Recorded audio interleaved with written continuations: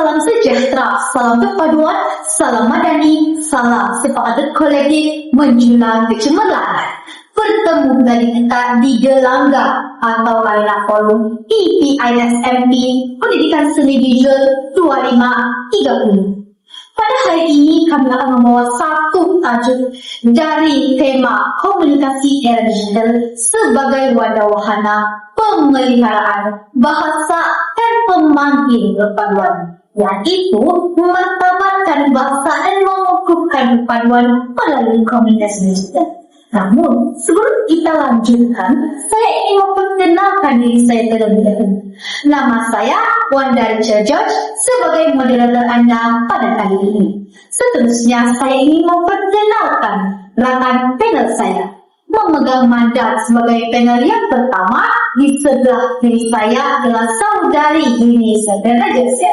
Manakala di ujung sana merupakan panel kedua bernama saudari Francine Heather Willis. Selamat datang dan terima kasih karena sudah datang ke forum kita pada kali ini. Baiklah, sebelum kita memulakan sesi bersoal jawab, saya ingin menerangkan terlebih dahulu maksud dari tajuk kami. Pertama sekali, kita harus memahami maksud dari komunikasi digital. Apakah itu komunikasi digital?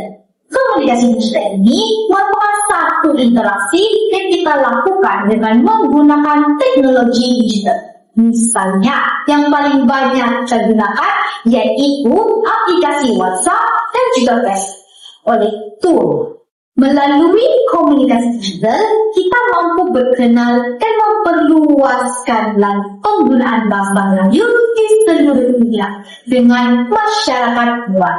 Oleh itu, komunikasi digital ini sangat penting dalam masyarakat modern. Baiklah, sebelum saya menyimpang lebih jauh, soalan pertama saya untuk panel pertama berbunyi seperti ini.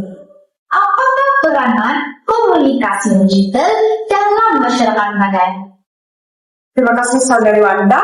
Pada pendapat saya, komunikasi digital memainkan peranan yang sangat besar dalam memastikan bahasa kebangsaan kita terus digunakan dan dipelihara. Melalui media sosial, bahasa Melayu boleh diperkasakan sebagai bahasa ibu, bahasa rasmi, dan juga bahasa hubungan rakyat. Selain itu, komunikasi digital juga berperanan sebagai jambatan kepaduan platform WhatsApp, Facebook, atau Telegram yang telah memudahkan masyarakat daripada pelbagai kaum dan latar belakang untuk berinteraksi tanpa batasan geografi. Dengan cara ini, kita dapat memperkukuh hubungan sekaligus menanam semangat kebersamaan dalam kalangan rakyat Malaysia. Itu saja daripada saya.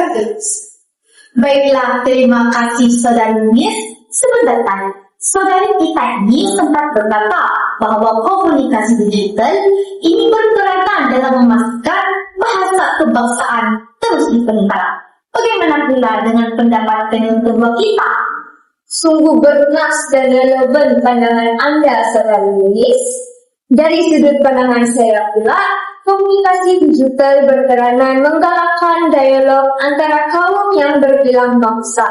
Hal ini dikatakan demikian karena komunikasi digital menyediakan ruang untuk berbincang antara komuniti yang berbeza-beza latar belakang. Sudah tentu dialog yang dilakukan haruslah dilaksanakan secara beretika. Dengan berbuat demikian, saya yakin rasa hormat antara sesama itu sebenarnya akan muncul, sekaligus menghapuskan segala prejudice yang dipegang oleh masyarakat terhadap kaum-kaum yang tertentu.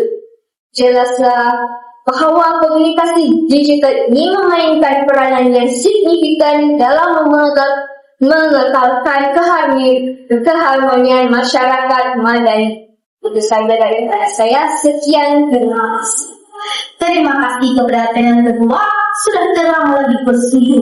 Komunikasi digital ini mempunyai peranan yang amat besar dalam melestarikan bahasa dan masyarakat Indonesia. Baiklah, mari kita teruskan ke soalan yang berikutnya. Apakah kebaikan komunikasi digital dalam memartabatkan mengenalkan bahasa dan mengukuhkan perpaduan. Silakan saudari Yunis. Baiklah, komunikasi digital dapat menjadi wahana yang penting dalam membina masyarakat yang lebih toleran dan inklusif. Melalui platform digital, kita boleh berkongsi message-message perpaduan, menyeru kepada keharmonian, serta mempromosikan nilai saling menghormat. Itu saja pada bacanya. Wah, sungguh bernas idea yang disampaikan oleh panel pertama kita sebentar tadi. Bagaimana pula dengan pendapat dari panel kedua? Seperti mana yang kita tahu, komunikasi digital adalah sesuatu yang sangat dekat dengan kita dalam era moden ini. Dengan adanya komunikasi digital, segala maklumat dapat diperoleh secara pantas, meluas, dan tanpa sebadan. Kata kata, dunia ada di ujung jari, dan bukannya menghantar surat seperti zaman dahulu lagi. Dan melalui internet, masyarakat dapat mengakses berita semasa, dasar kerajaan, dan berbagai lagi sumber ilmu. Hal ini sudah tentu dapat membentuk sebuah masyarakat yang ceria maklumat dan berpengetahuan tinggi. Saya ambil contoh seorang pelajar mengikuti kursus kemahiran melalui platform seperti YouTube, Pembelajaran, dan Google Classroom sahaja. Tegasnya, saya dapat menjelaskan bahawa masyarakat tidak terikat dengan jurang digital saja untuk mempelajari ilmu-ilmu baharu. Itu saja daripada saya. Sekian, terima kasih. Terima kasih. Wah, nampaknya kedua-dua ahli panel kita ini sangat hebat dalam memberikan pandangan masing-masing. Sebentar tadi kita sudah mendengar kebaikan dari komunikasi digital kepada bahasa dan perpaduan. Namun, sebenarnya komunikasi digital juga ada keburukannya. Oleh itu, soalan seterusnya berbunyi seperti ini. Apakah keburukan komunikasi digital dalam memartabatkan bahasa dan mengukuhkan perpaduan? Dipersilakan dengan kita yang pertama, saudari Yunis. Baiklah, terima kasih saudari Wanda. Bab kata pertama, di mana ada gula, di situ ada semut. Di mana ada kebaikan, di situ pasti ada keburukan. Di sini keburukannya adalah wujud kecenderungan bahasa lojak yang merosakkan mutu bahasa. Dalam hal ini, sikap tidak ambil peduli terhadap ejaan dan tata bahasa boleh menyebabkan bahasa kebangsaan hilang keindahan dan kewibawaannya. Contohnya, ayat pertimbangan kejam, hiraitek, yang jelas merosakkan struktur bahasa Melayu. Selain itu, sikap tidak ambil peduli terhadap ejaan dan tata bahasa seperti menulis SY untuk perkataan saya atau X kisah untuk tidak kisah boleh menyebabkan bahasa kebangsaan hilang keindahan dan kewibawaannya jika dibiarkan berterusan.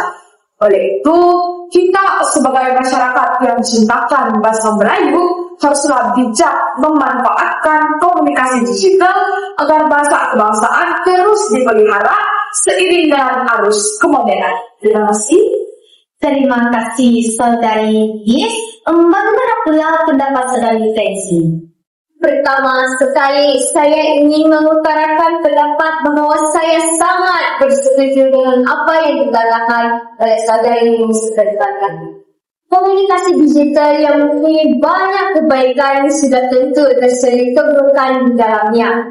Seterusnya, saya ingin menjelaskan bahawa komunikasi digital juga mampu menyebabkan ketagihan media sosial sekiranya kita menggunakannya dengan kerap atau berlebihan. Hal ini dikatakan demikian kerana seseorang itu hanya bergantung pada komunikasi digital sahaja dan bukannya komunikasi secara bersemuka. Ini secara tidak langsung dapat melahirkan rasa takut dan gelisah dalam diri seseorang individu tersebut kerana lebih selesa dengan komunikasi digital daripada komunikasi secara bersemuka. Natijanya, komunikasi digital mampu merosakkan mental, khususnya dalam kalangan remaja. Itu sahaja. Terima kasih untuk kedua-dua panel kita pada hari ini. Demikianlah berakhirnya forum kita pada kali ini. Biarlah semua maklumat dan pandangan sebentar tadi tidak masuk telinga kiri, keluar telinga kanan. Biarlah forum kita dapat memberikan sejuta manfaat kepada warga dewasa sekalian. Untuk mengakhiri forum kita kali ini, izinkan saya menutup dengan pantun 4K. Anak merdeka teguh berdiri, bersepadu, suara satu cinta. Forum ditutup dengan seri, bahasa menyatukan seluruh warga. Saya mohon undur diri dan jumpa lagi di forum seterusnya. Sekian, terima kasih.